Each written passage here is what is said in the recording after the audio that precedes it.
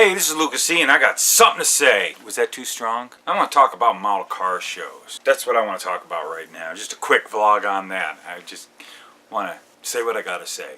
I was just wondering, I wanted to bring it up.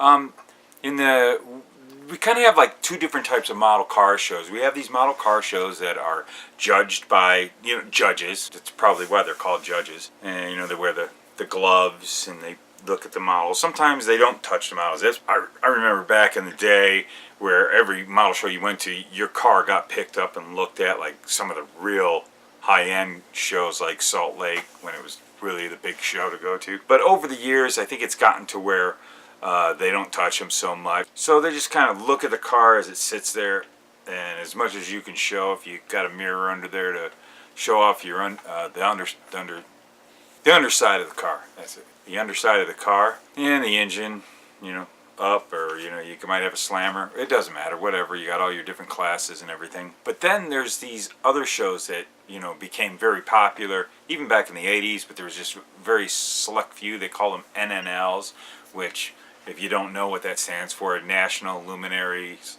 What is it?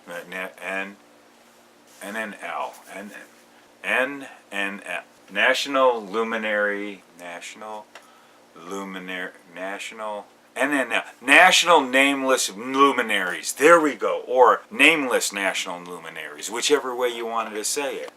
There's a really cool story on that I'm not going to get into right now because I didn't get prepared for this. I kind of went off the cuff. Well, I could have ripped that whole thing. It looked really intelligent. I'll talk about that some other time. Anyways, what the NNL started out at were basically a bunch of modelers getting together, and they didn't want it to be judged, and there was no awards, and it was just guys getting together, showing off their models and hanging out, and they got big and popular, and eventually they started doing models. And I think one day I'll do a piece on the whole history of the NNLs. They're pretty interesting, but real short version here is, over the years, of course, people do like awards, so they bring in, like, okay, there was like a best model and it would win.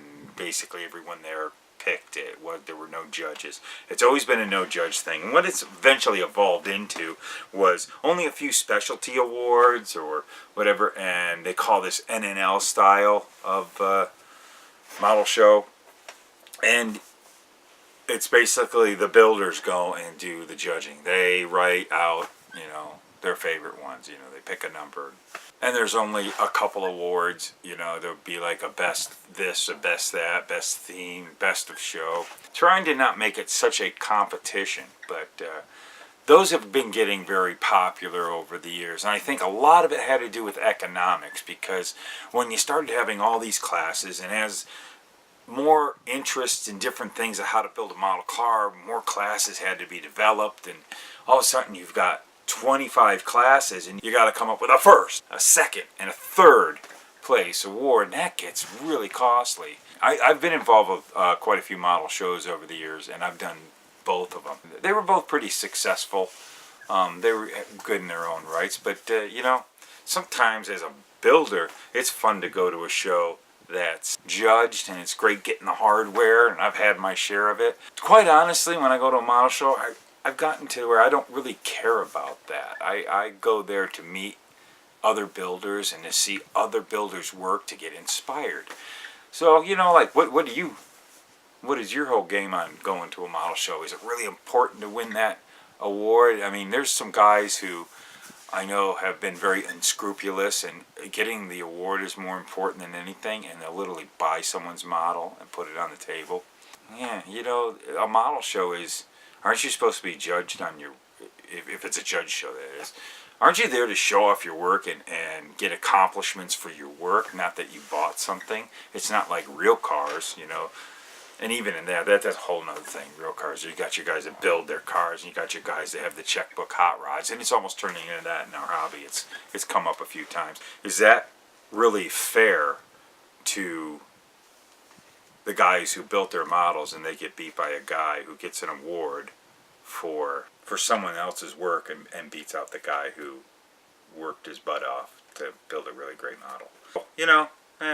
Other things I felt like blowing my mouth off about that makes you guys think, because that's what these vlogs are for. Get you thinking. Or whatever. We're just talking about models, man. That's what it's all about. But it's about fun. I think sometimes that kind of stuff can take the fun out of it. I'm curious, what do you think? What do you like to do as far as going to model shows? Do you really give a hoot about the award? Do you go there for the camaraderie and have a good time and check out some good stuff? Are you super hyper competitive, and if you don't win you get mad at the judges and whatever? I've seen it all over the years, and it's to each his own on that, whatever you're into the hobby for. But I personally like it means more to me of having other builders go, oh wow, man, that's a pretty neat model you got there. How'd you do that? Oh, well, thanks, man. I did it like this. And you got a model that you entered in here? Oh yeah, it's over here. You want to check it out? Yeah, heck yeah, I want to check it out. And then a friendship happened, or mortal enemies. Hey, let's hear what you think about this. I'm just sparking off the old model noggin. There's a few things to toss around. But thanks for watching my videos, and if you like this, click the like button. I want to hear from you. Please make some comments. Go out and bust out a model kit and start cutting and gluing some styrene and have a ball with it. That's really all I want. See you later.